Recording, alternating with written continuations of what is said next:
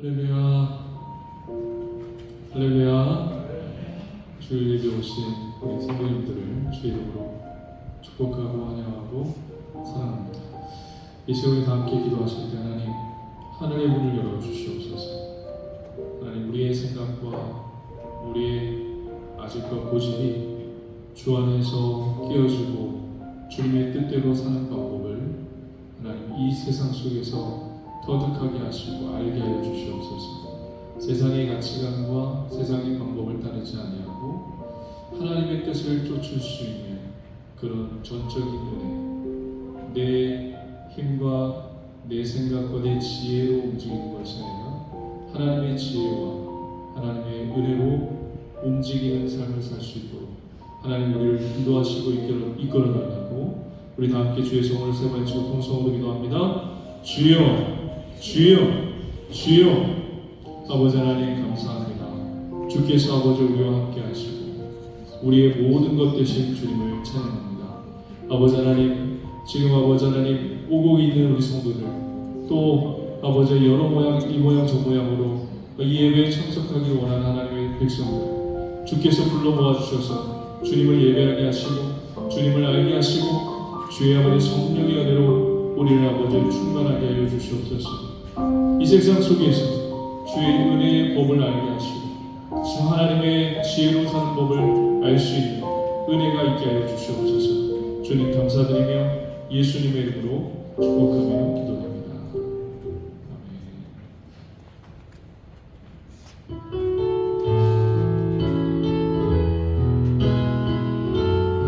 아멘. 우리의 삶 전체가 하나님의 은혜였음을 고백드립니다. 내가 누려왔던 모든 것들이, 내가 지나왔던 모든 시간이, 내가 걸어왔던 모든 순간이 당연한 것 아니라 은혜였소. 아침에가 뜨고 저녁에 노을, 봄의 꽃향기와 가을의 열매,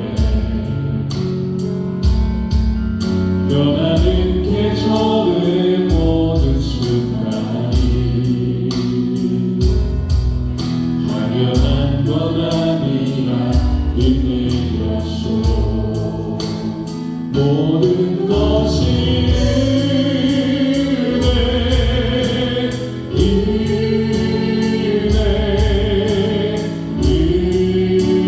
은혜, 하나님의 내 삶에 한 것 하나도 없었던 것이 모든 것이 은혜.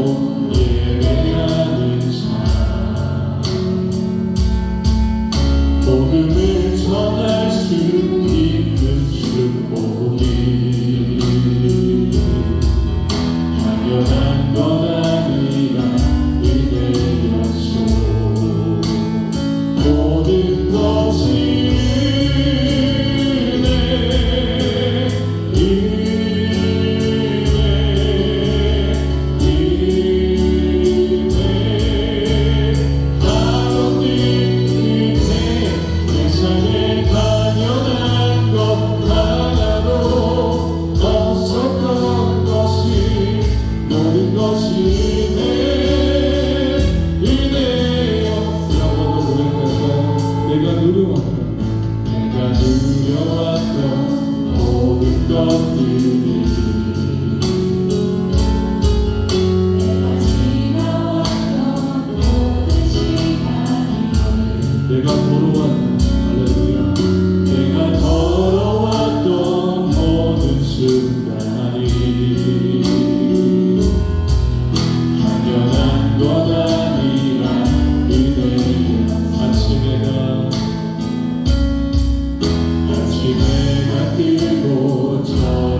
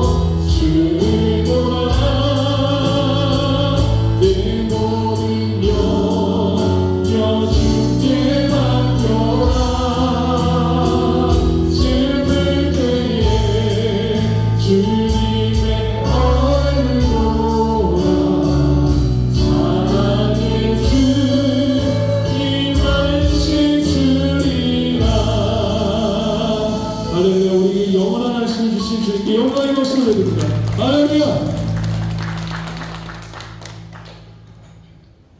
우리 입장해 주님을 찬양합니다.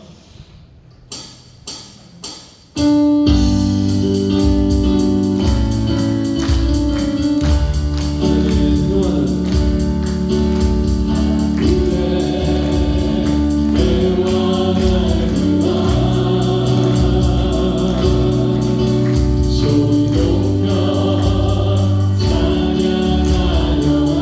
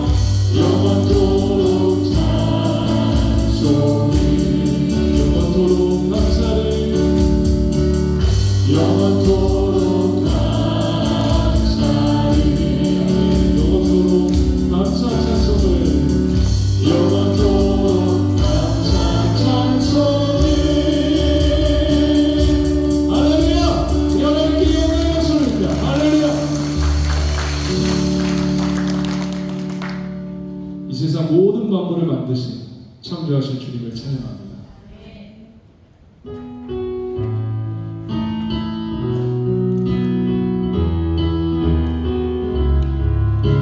이 세상 모든 사람, 만민들이, 백성들이 주를 찬양하는 그날이 오기까지 기도하고 나아갑니다. 이곳에 생명샘 솟아나 눈물 고짝 지나갈 때에 머잖아 열매 맺히고 웃음소리 넘쳐나리라. 꽃들도 구름도 바람도 넓은 바다도 찬양하라 찬양하라 예수를. 하늘을 울리며 노래해 나의 영원한 은혜의 주 은혜의 주 은혜의 주.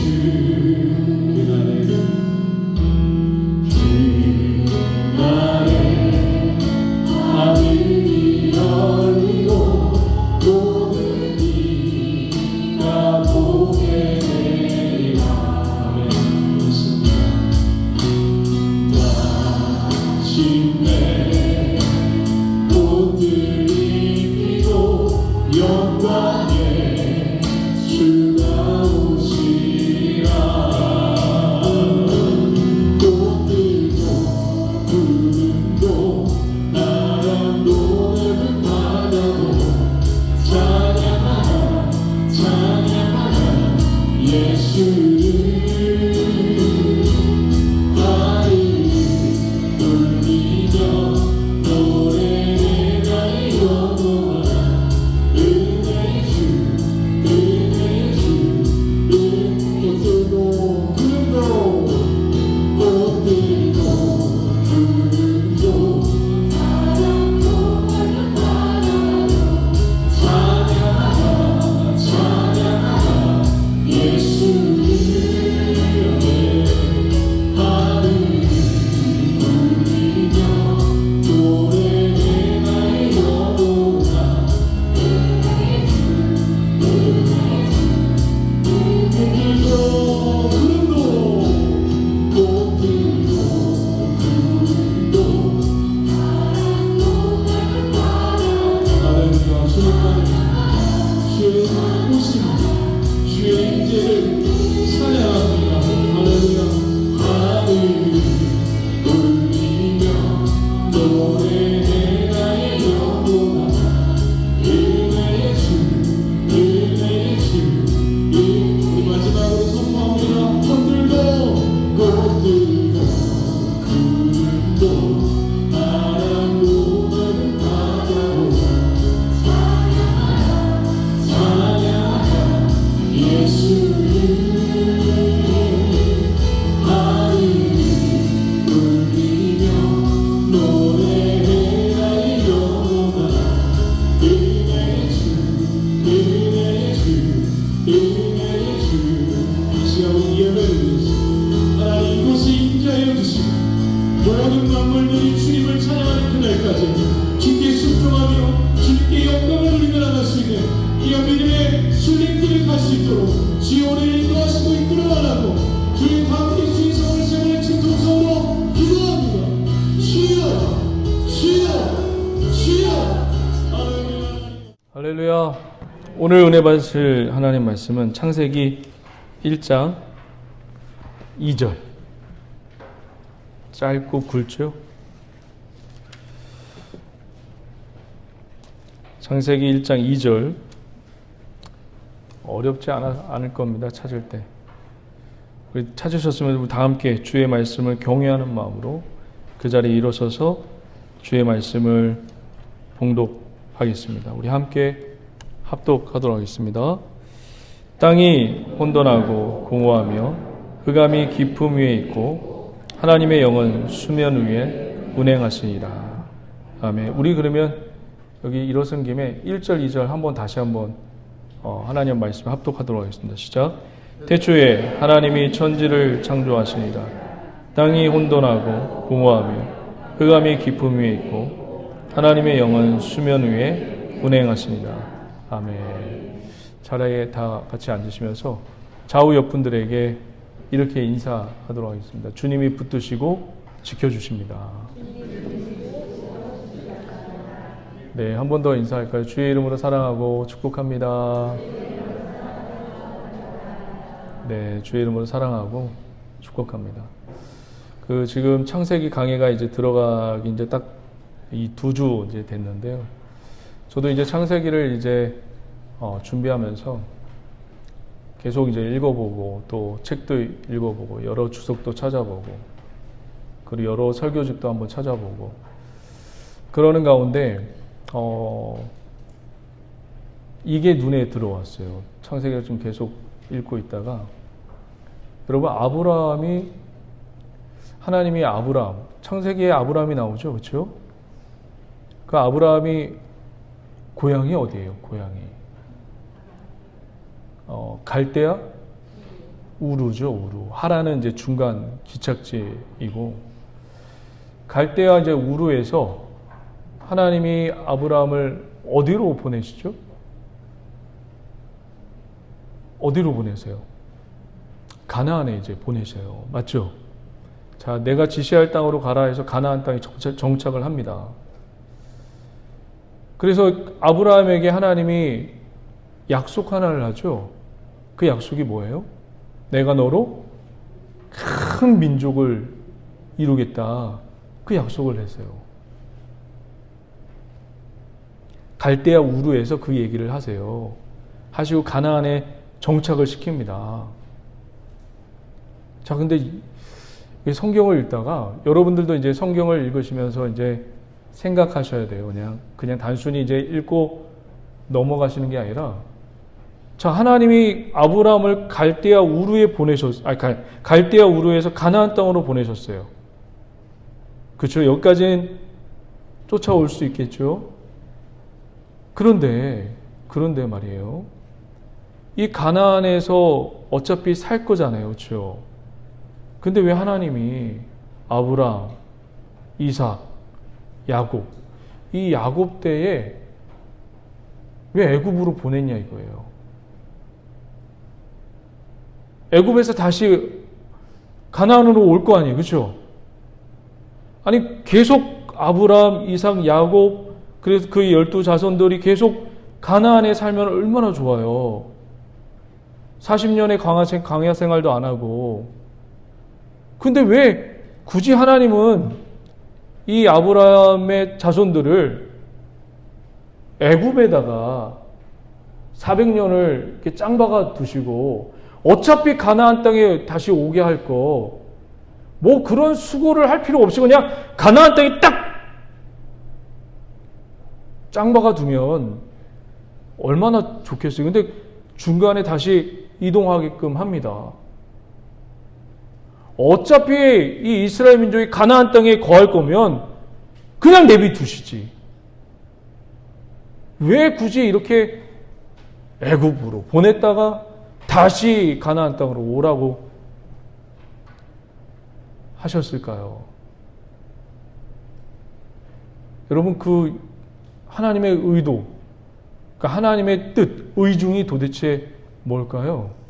하나님의 의중. 하나님의 의중. 하나님의 의중이 뭘까요? 참 우리가 인생을 살아가면서 여러분들도 지금 신앙생활을 지금 하고 있는데 이 신앙생활을 하면서 여러분 저마다 각자 나름대로 기도하고 말씀 보고 신앙생활을 한다고 하지만 정작 우리 생활 패턴이나 그리고 신앙 간습, 습관은 하나님 뜻대로 한다고 하지만 희한하게도 내 고집과 아집, 내 뜻대로, 내 방법대로 하는 그런 방식과 신앙의 태도가 여전히 우리들에게 있는 건 사실이에요. 부인할 수 없어요. 저도 마찬가지고 여기 설교하고 있는 저도 내 안의 고집과 아집과 그리고 깨닫지 못하는 것들이 수두룩해요. 그래서 어떨 때는 지치기도 하고 또 제가 여러분들에게 시험을 주기도 하고 여러분이 저한테 시험을 주기도 하고 하나님이 도대체 왜 아브라함을 그냥 가나안에 그냥 묵혀두시고 큰 민족을 이루게 하시지 왜 도대체 애굽 땅에 보내셔서 400년 동안 여러분 이 아브라함이 여러분 가나안 땅에 자손들이 가나안 땅에 있으면 얼추 야훼의 신앙, 여호와의 종교, 여호와의 신앙은 그냥 희미하게 이어질 거예요. 하나님을 잊지 않을 거예요. 그렇죠? 근데 여러분 이 아브라함의 자손 70 몇 명을 애굽 땅에 보내면요. 무슨 문제가 생기냐면 애굽은 여러분 유일신이에요, 다신교예요. 하나님 편에서도 손해예요. 이 72명의 사람을 애굽에 보내면 야훼의 종교, 여호와의 종교를 잃어버릴까요? 잃어버리지 않을까요? 그런 하나님에 대한 생각이 희미해지는 것을 분명히 하나님도 아세요. 하나님도 아는데 이 72명의 사람을 애굽으로 그냥 보내십니다. 모험을 거는 거예요. 나를 잊어버려도 너희들을 애굽 땅에 보내는 겁니다. 400년 동안. 이유가 도대체 뭐예요? 여러분, 제가 이제 저도 여러분들 아이들도 있고 저도 이제 아이들이 있는데 제가 정말 좀 힘들어했던 게 어떤 부분이냐면 아빠 나하고 작년 여름에 약속했잖아.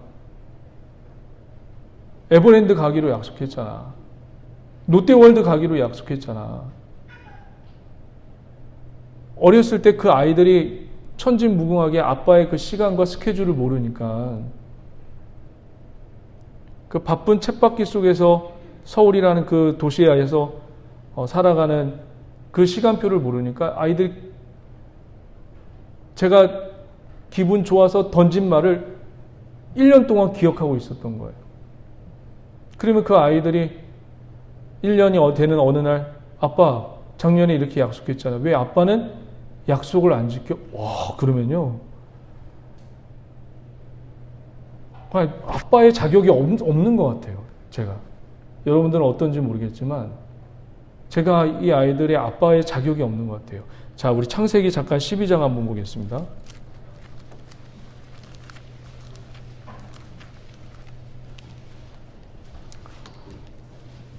아브라함에게 이런 명령을 내리십니다. 12장 1절, 2절 한번 잠깐 보세요. 다 같이 한번 읽어봅니다. 시작.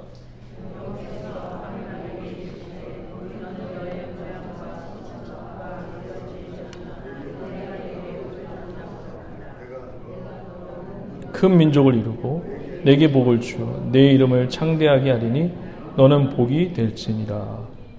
내가 너로 무슨 민족을 이루요? 큰 민족을. 이거 누가 약속한 거예요? 하나님이 약속을 누구에게 했어요? 아브라함에게 했어요. 이거를 어려운 말로 언약이라고 해요. 자, 하나님은 이 아브라함을 가나안 땅에 보냈지만 무엇을 잊지 않고 있었던 거예요? 아브라함과 했던 약속을 잊지 않고 있었던. 그래서 그 약속을 어떻게 해요? 자기를 사랑하는 그 종교, 야훼의 종교, 여호와의 종교가 희미해지는 것을 하나님은 두려워하지 않으시고 얘가 나를 잊어버리면 어떻게 하지? 그거를 무서워하거나 두려워하지 않으시고 하나님은 이들을 큰 민족을 이루기 위해서 어디로 보내시는 거예요? 애굽으로 보내셔서 그 모험을 하고 계시는 거예요. 무엇을 지키기 위해서? 하나님의 약속을 지키기 위해서. 이거를 신약적인 용어로 하면 하나님의 신실하심입니다. 할렐루야. 신실하다는 얘기가 내가 약속을 반드시 지키겠다라는 그 의미가 내포되어 있어요. 신실하신 하나님께서 저와 여러분들의 삶 가운데 침투에 들어오시기를 주의 이름으로 간절히 축원드립니다. 여러분에게 약속한 그 모든 것을 주께서 이루시기를 주의 이름으로 간절히 축원드립니다. 할렐루야. 창세기 1장으로 돌아와서요.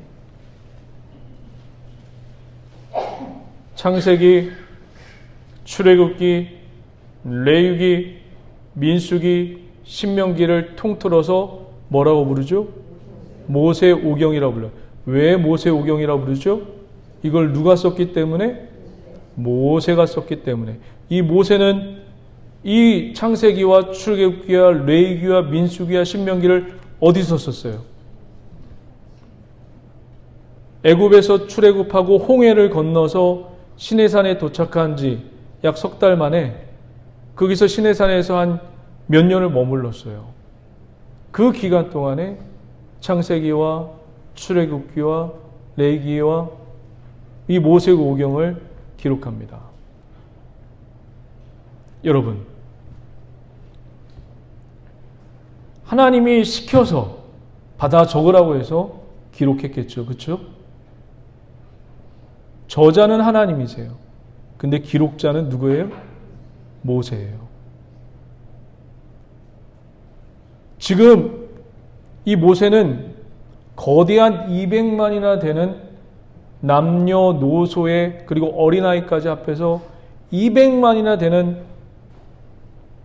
히브리 민족을 지금 광야에 데리고 와서 지도자로 서 있습니다. 그런데 문제는 뭐냐면 이 200만이나 되는 이 히브리 노예들이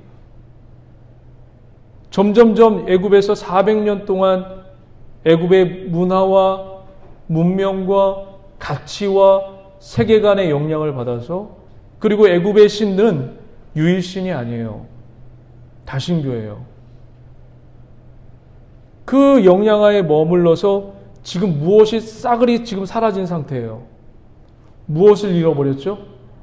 큰 민족은 이루었지만 이들의 정신세계 속에는 이들의 마음속에 신앙심 속에는 무엇이 점점점 사라지고 희미해졌을까요? 야훼의 종교, 여호와의 종교가 이들의 이 히브리 민족 200만이나 되는 히브리 민족 정신세계 속에는 야훼의 종교가 지금 희미해져 있어요. 희미해져 있어요. 아니 사라졌어요. 하나님이 정확하게 누군지를 몰라요. 야훼가 정확하게 누군지를 모르고 여호와가 정확하게 누군지를 몰라요. 이들은 지금 애굽의 신이 얼마나 많아요? 태양신도 있어요. 여러분 농사를 지려면 뭐가 필요하죠? 태양 필요하고 또 비가 필요하고 비의 신도 있어요. 그리고 또 뭐가 필요하죠? 농사 지려면 여러분 바람 필요하나요? 안 필요하나요? 바람도 필요해요. 제가 그걸 몰랐는데 아마 농사 짓는 분이 아마 계실 거예요. 바람도 필요하더라고요. 바람신도 있어요. 바람만 필요해요? 농사 짓는 분들 있지만 습기도 필요하더라고요. 아세요? 습기. 애굽에는 습기의 신도 있었어요. 신기하죠? 파리의 신, 그리고 여러분이 이의 신, 10가지 재앙, 모세가 하나님의 능력을 베풀어서 애굽의 땅에 10가지 재앙을 베풀었죠. 그렇죠?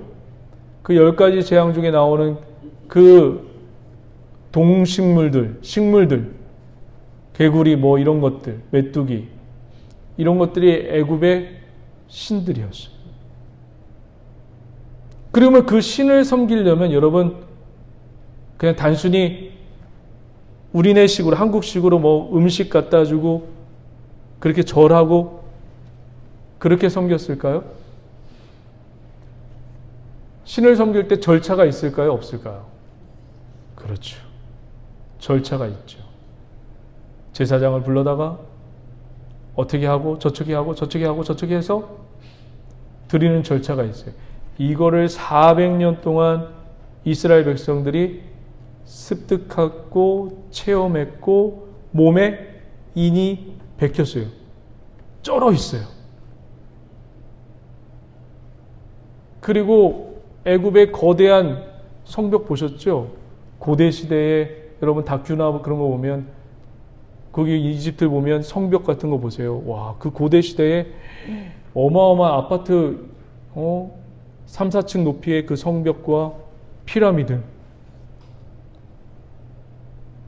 정교한 피라미드, 지금도 흐트러짐이 없는 그런 피라미드, 그게 다 사람의 손으로 만든 겁니다. 그런데 우리 성경에는 그게 굉장히 힘들었다고 표현되어 있죠. 근데 또 고대 문헌에 또 다른 문헌에 보면 그 성벽과 피라미드를 짓고 와서 돌아와서 술 한 잔의 여유와 그리고 가족들끼리 모여서 이야기하고 먹는 그 문화가 너무 좋았다는 또 표현도 있어요. 반면에 고대 문헌에 보면 지금 이스라엘 민족은 만약에 그 왕조가 뒤바뀌지 않고 그리고 쿠데타가 일어나지 않고 그래서 힘들지 않았다면 애굽에서 나올 생각을 했을까요? 안 했을까요, 여러분? 애굽에서 잘 살고 잘 먹고 어떤 찔림이 없고 핍박이 없고 환난이 없고 고통이 없으면 거기서 나올 생각을 했을까요? 못 했을까요? 애굽에서 나올 생각을 못 하죠. 안 하죠. 여러분, 성경에 보면 바벨론에서 70년간의 포로 생활을 하죠. 이때 이스라엘 백성이 다 돌아왔을까요? 안 돌아왔을까요? 다 안 돌아왔어요. 왜요? 그 중에는 거기에 정착해서 평안하고 행복한 삶을 누리는 삶이 있었기 때문에 다 돌아오진 않아요. 근데 애굽에 어떤 정변이 일어났어요. 이 정변이 일어나서 히브리 노예들이 점점점 불어나는 것을 보고 우리네 식구보다 더 많아지는 것을 두려워하여 애들부터 죽이라고 합니다. 애들부터 죽이라고 하니 그런 핍박과 고통과 고난이 오니 이들이 조금씩 흔들리기 시작하는 거예요. 내 자녀를 죽여야 되니까. 그리고 점점점 이 히브리 노예들을 노예화시키고 종속화시켜서 핍박과 박해와 환난을 줍니다. 여기서 점점점 못 살겠다. 그런 사회적인 풍경과 정치적인 풍경이 한꺼번에 몰려옵니다. 그런데 이들은 그런 환경과 그런 핍박과 환난과 고통 속에 있지만 무엇에 쩌들어 있어요? 무엇이 인이 bek혔어요?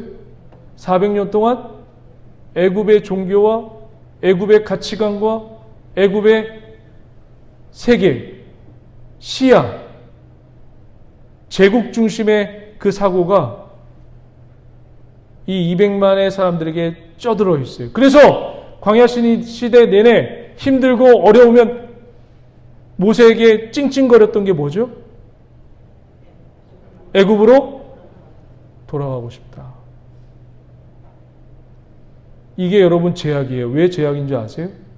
하나님이 이 히브리 노예들을 무엇으로 이들을 구출해냈죠?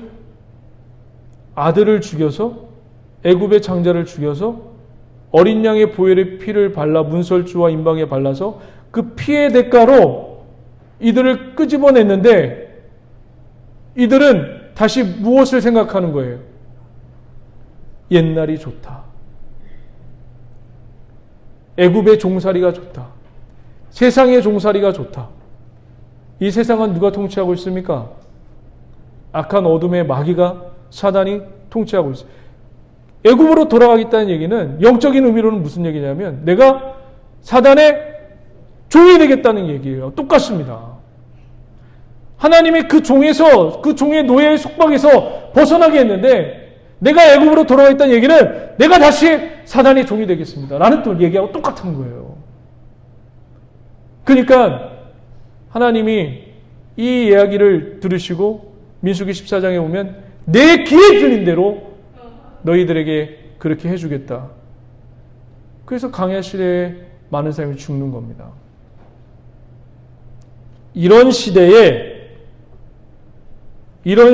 모세가 지금 창세기를 쓰고 있어요. 태초에라는 말이 무슨 의미인지 저번 주에 기억나십니까? 태초에 이런 가치관과 이런 생각에 쩌든 히브리 노예들에게 태초에 베레시트, 레시트 얘기하고 있는 거예요. 태초에라는 이 단어 속에는 두 가지 의미가 있다고 말씀드렸어요. 첫 번째는 만물을 누가 창조하셨어요? 하나님이 창조하셨고 왕을 누가 세우셨어요? 하나님의 뜻에 의해서 왕을 세우셨고 또 이 땅을 다스리고 죽이기도 하시고 살리기도 하는 게 누구였어요? 하나님이었다고 지난주에 말씀드렸어요. 골로새서 잠깐 한번 볼까요? 골로새서 1장. 단순히 이 태초에라는 말이 창조의 근원, 지구의 탄생, 그걸 의미하는 단어가 아니에요.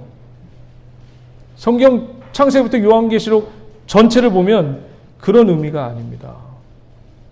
골로새서 1장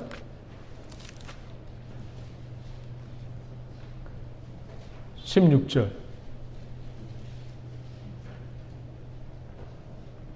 제가 가지고 있는 성경으로는 신약 성경 324페이지.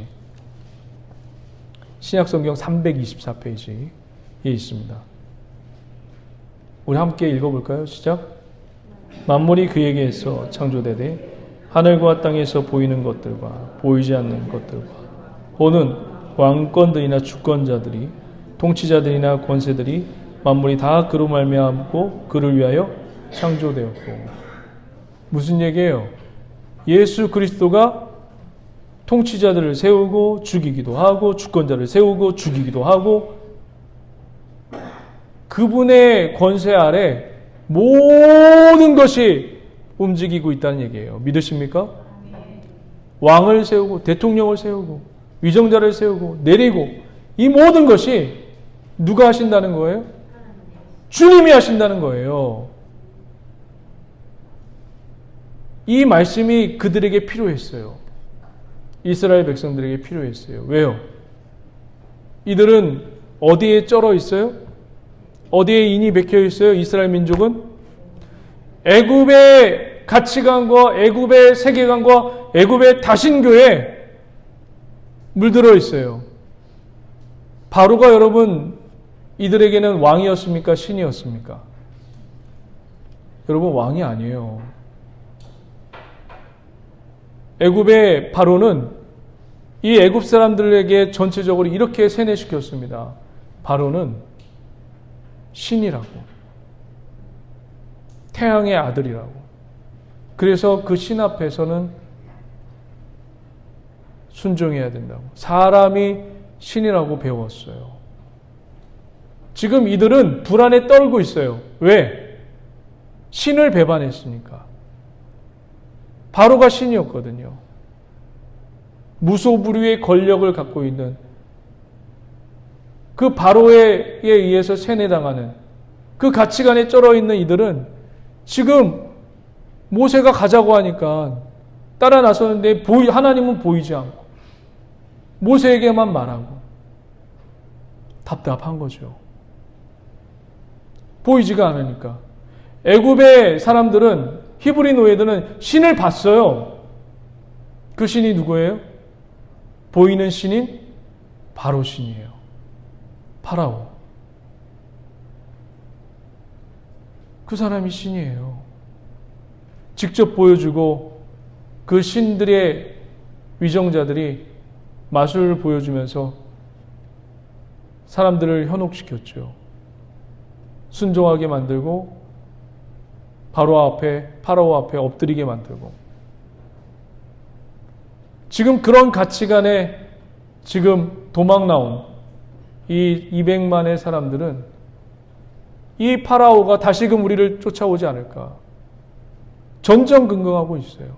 이때 모세가 태초에 라는 단어를 쓰고 있습니다. 그 얘기는 무슨 얘기예요? 그 애굽의 주권자들 신들도 누가 창조하시고 누구로부터 말미암아 나왔다는 거예요? 하나님으로부터 말미암아 나왔다는 것을 이 모세가 단호한 어조로 이 히브리 민족에게 태초에라는 말을 쓰면서 설명하고 있는 겁니다. 그러니까 태초에라는 말은 우리 지구의 창조설을 부인하는 게 아니에요.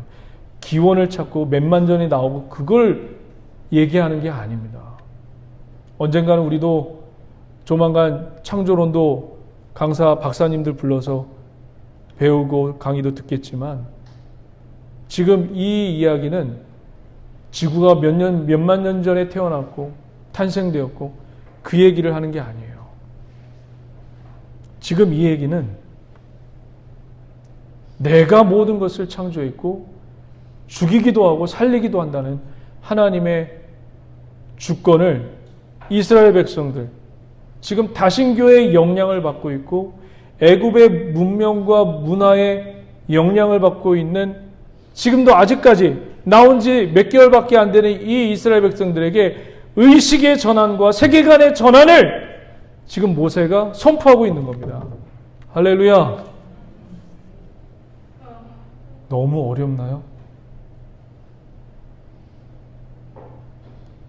지금 모세는 하나님부터 말씀을 받아서 애굽에서 400년을 노예 생활한 이들의 의식을 전환해야 되고 깨트려야 되고 가치관을, 세계관을 정복해야 될 그런 하나님의 명령을 받아서 지금 태초에라는 말을 적고 있는 거예요.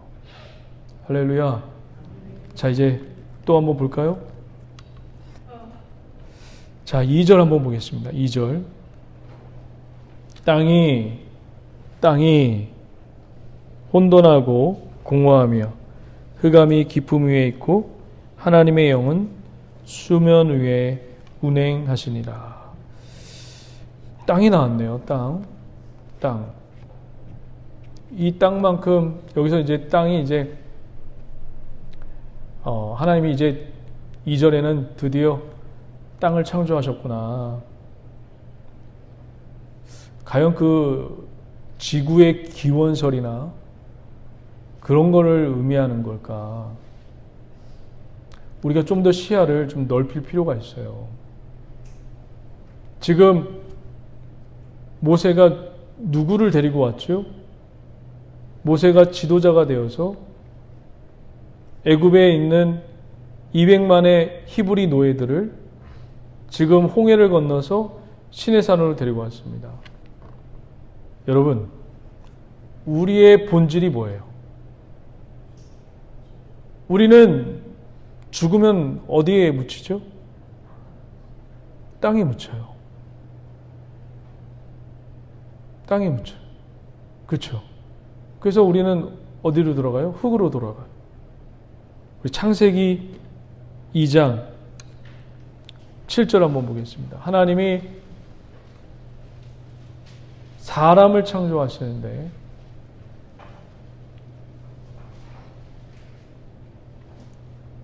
이 사람이 누구예요? 아담이죠. 이 사람을 뭘로 창조하는지 한번 보자고요. 7절 다 같이 한번 읽어봅니다. 시작.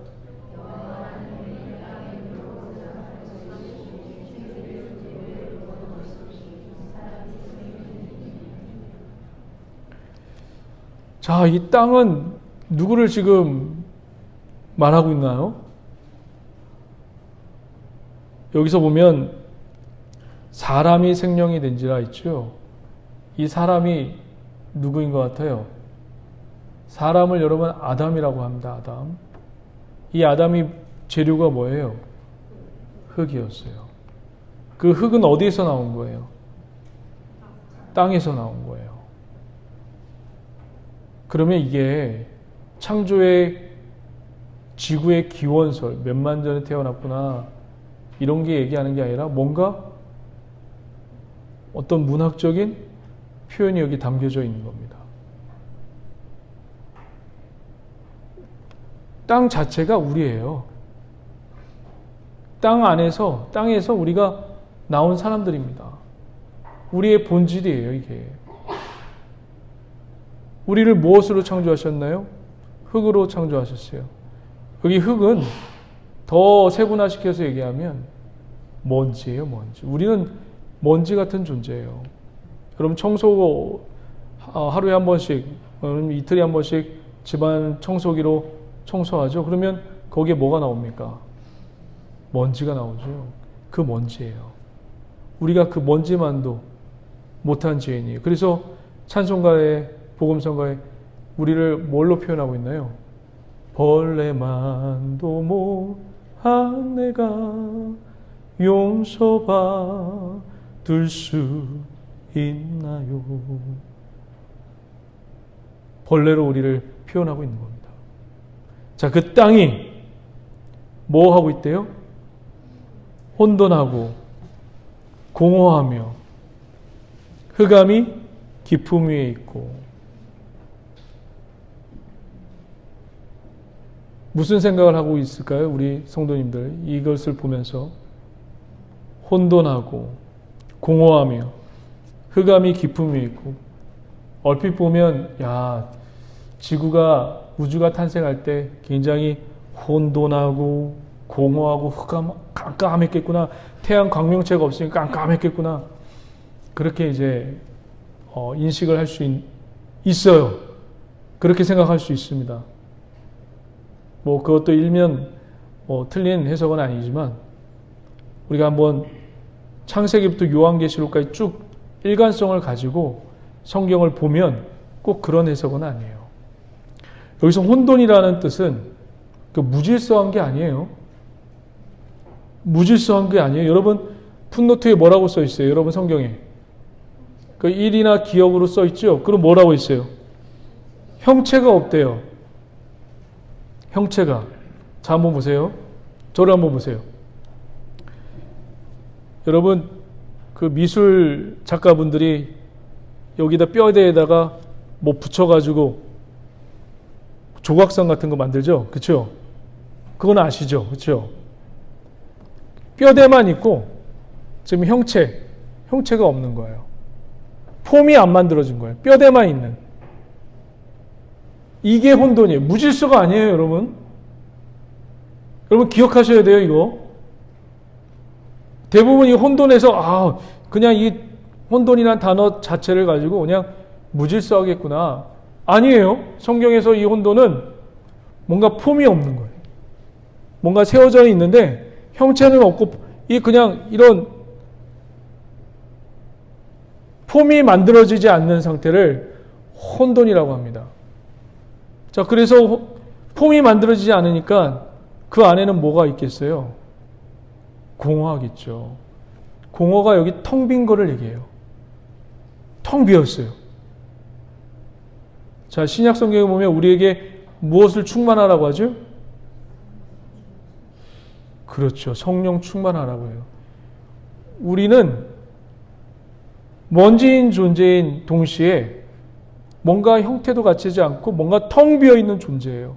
그래서 무엇이 채워지지 않으면 생명이 될 수 없는 존재예요. 할렐루야. 그래서 저와 여러분들은 늘 루하우, 푸뉴마 이것이 채워지는, 충만해지는, 지배되는 은혜가 있기를 주의 이름으로 간절히 축원드립니다. 할렐루야. 혼돈하고 공허해요.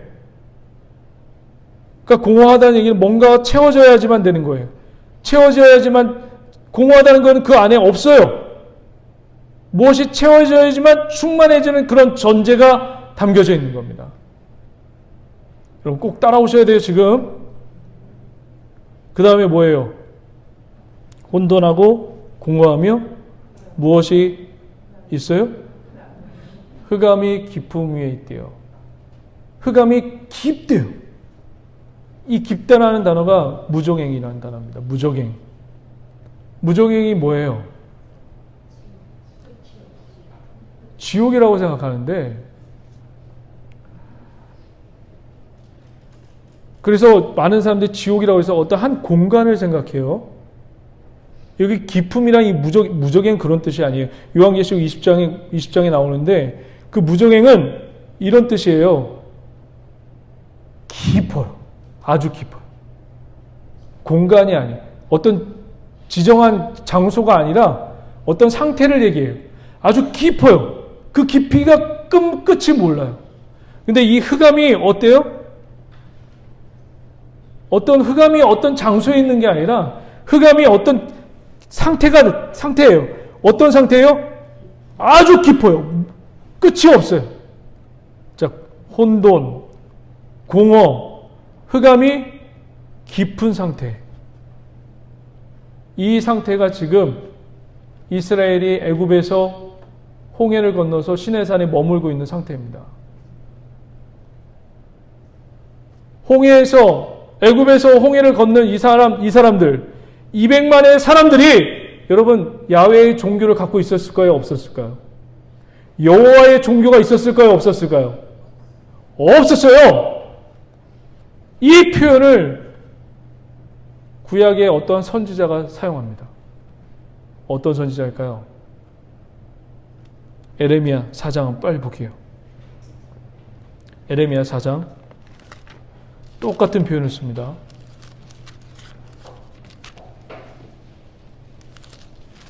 에레미야 4장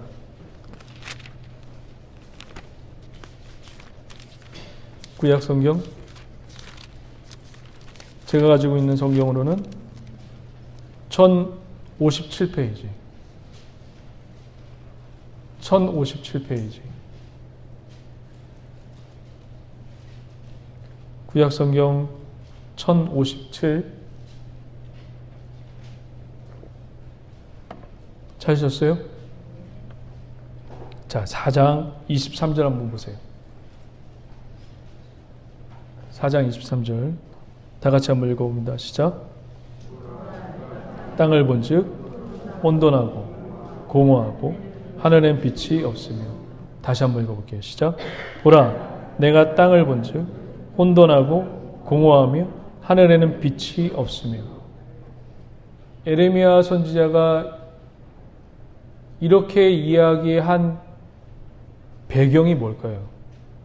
이 배경을 알면 오늘 창세기 1장 2절에 이 말씀한 상황도 얼추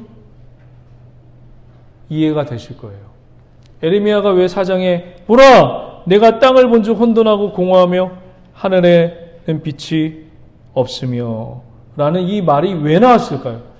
어떤 배경하에서 나왔을까요? 자, 22절 볼까요? 4장 22절, 에레미야 4장 22절. 다 같이 한번 그 바로 윗절이에요. 시작.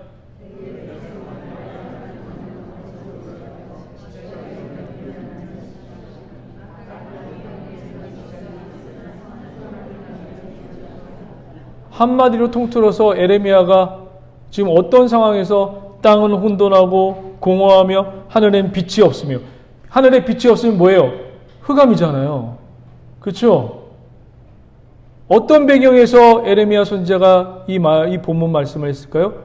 이스라엘 백성이 하나님을 거역하고 순종하지 않고 하나님을 따르지 않을 때 이 말을 쓴 거예요. 그러면 모세가 썼던 창세기 1장 2절의 이 말씀도 지구가 창조되고 우주가 창조되는 그 기원서를 말하는 것이 아니라 무엇을 얘기하는 거예요? 지금 이스라엘 백성이 애굽의 노예에서 400년 동안 벗어나서 나왔는데 무엇이 없는 거예요? 그들의 인식 속에, 그들의 생각 속에 야훼의 종교, 여호와의 종교가 전무한 거예요. 그래서 모세가 이 표현을 쓴 겁니다. 없구나. 그래서 하나님이 어떻게 하십니까? 흑암이 깊은 창세기 1장 넘어와서요. 넘어와 보세요. 이제 거의 얼추 마지막입니다. 창세기 1장 땅이 혼돈하고 공허하며 흑암이 깊음 위에 있고 하나님의 영은 수면 위에 운행하시리라. 그래서 여러분 이걸 마치 그냥 예수님이 그 갈릴리 호수를 걸으시는 그 위를 걸으시는 그 모습을 상상했죠. 그러니까 히브리 원문에 보면 그 하나님의 영이 운행하시다 그 밑에다가 알을 품다라는 표현을 쓰세요. 알을 품다. 운행하시다 밑에 이렇게 막 수면 위를 걸으시는 그 표현이 아니에요.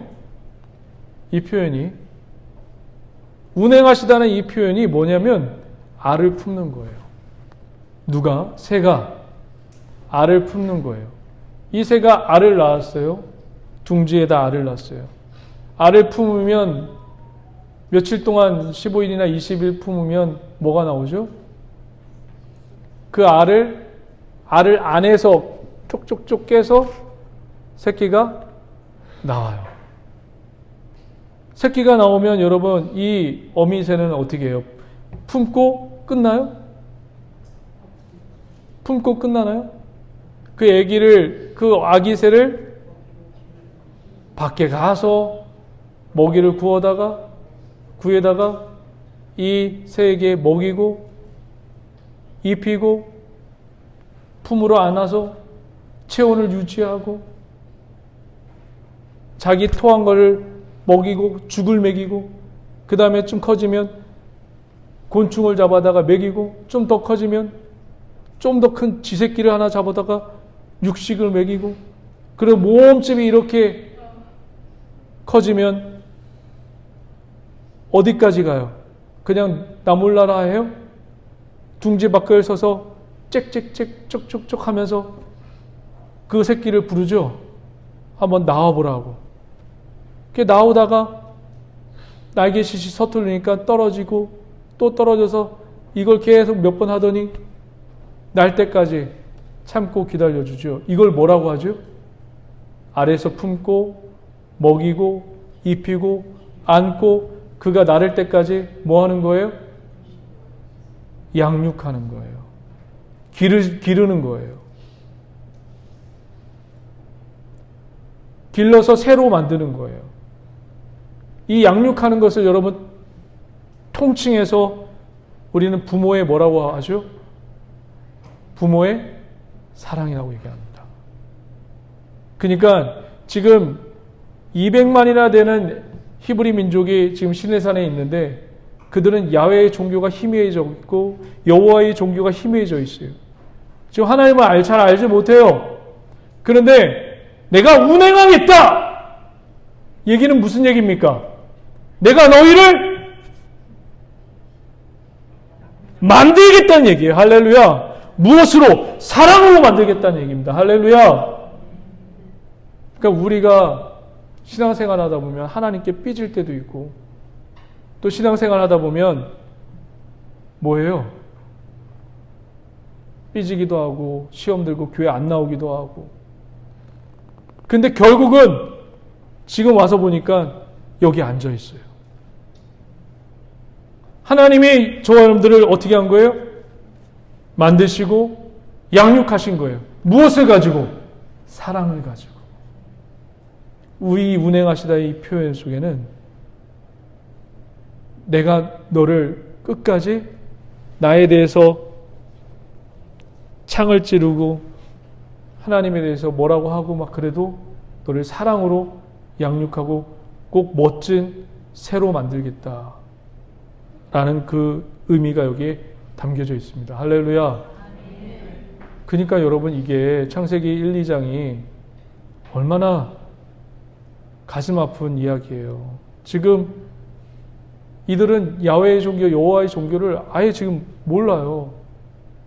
하나님이 자기의 약속을 이루기 위해서 그걸 포기한 거예요.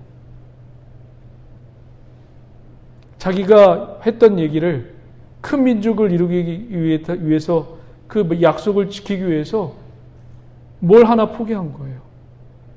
자기를 잊어버려도 되니 내가 이 말은 꼭 지켜줄게.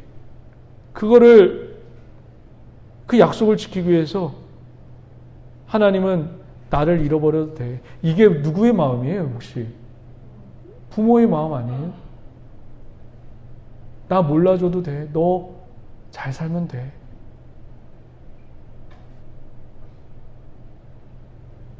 그러니까 부모도, 저와 여러분들도, 저도 부모지만, 여러분도 부모지만, 부모도 만들어져 가더라고요. 아기를 낳았다고 곧바로 부모가 되는 게 아니라 점점점 시간이 지나면서 부모로 만들어 가시더라고요. 하나님이 저와 여러분들을 이렇게 운행하시는, 사랑으로 양육하시고 만드시는 은혜와 은총이 임하기를 주의 이름을 간절히 축원드립니다. 할렐루야. 기도하시겠습니다. 하나님, 주의 은혜와 자비하심이 임하게 하소서. 부족하고 연약하지만 하나님을 잃어버리고 하나님의 존재 자체도 잃어버린 이 이스라엘 백성들에게 다시금 하나님의 신앙을 부어주시려고 하는 하나님의 열심과 의도를 우리가 알게 하여 주시옵소서. 우리가 멀리 보지 못해 아버지 지금 앞에 있는 것만 보고 아등바등거리며 또 불평불만하며 나가는 우리들의 모습 속에서 하나님, 우리를 불쌍히 여기시고 긍휼히 여겨 주시옵소서. 주여 운행하셔서 우리를 양육하시고 사랑으로 만들어 주시옵소서. 주님 감사드리며 예수님의 이름으로 축복하며 기도드립니다.